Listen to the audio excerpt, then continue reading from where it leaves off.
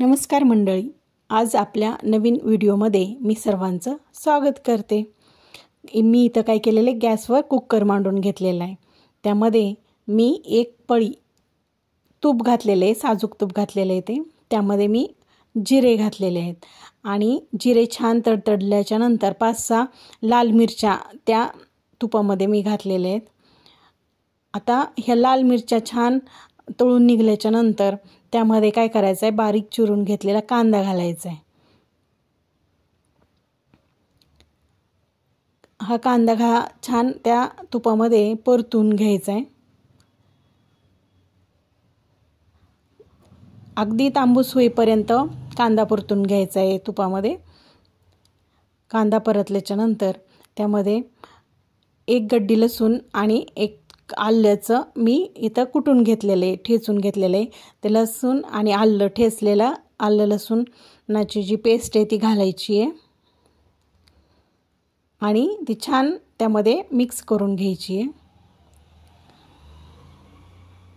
आलं लसूण छान मिक्स केल्यानंतर त्यामध्ये मी एक मोठा टोमॅटो इथे चिरून घेतलेला आहे, तो घालायचा आहे आणि टोमॅटो परतल्याच्या नंतर सर्व मसाले घालायचे। त्यामध्ये लाल मिरची,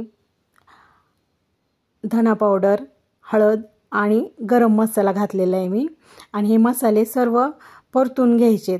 मसाले परतल्याच्या नंतर मी इथं 1 वाटी मसूर डाळ छान धुवून घेतलेली आहे, ती घालायची आहे आणि त्यामध्ये मी एक मोठा बटाटो कापून घेतलेला आहे आणि त्याचे थोड्या मोठ्या अशा फोडी करून घेतलेल्या आहेत। हे मिश्रण छान परतून घ्यायचे कुकरमध्ये।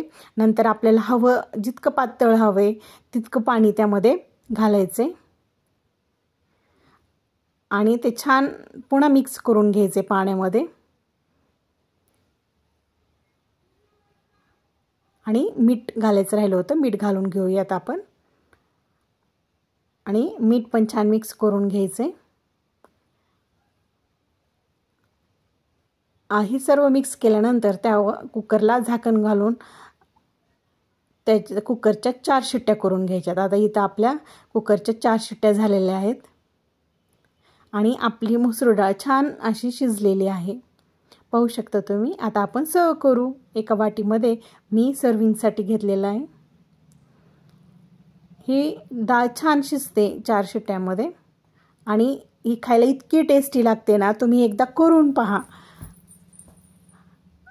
नंतर त्यामध्ये सर्व केल्यानंतर त्यामध्ये आणखीन काय करायचं, थोडंसं तूप घालायचं आणि हिरवीगार अशी कोथिंबीर वरती पसरवून घ्यायची। अशा पद्धतीने ही आपली वेगळ्या पद्धतीची मसूर डाळ तयार आहे, एकदा करून पहा।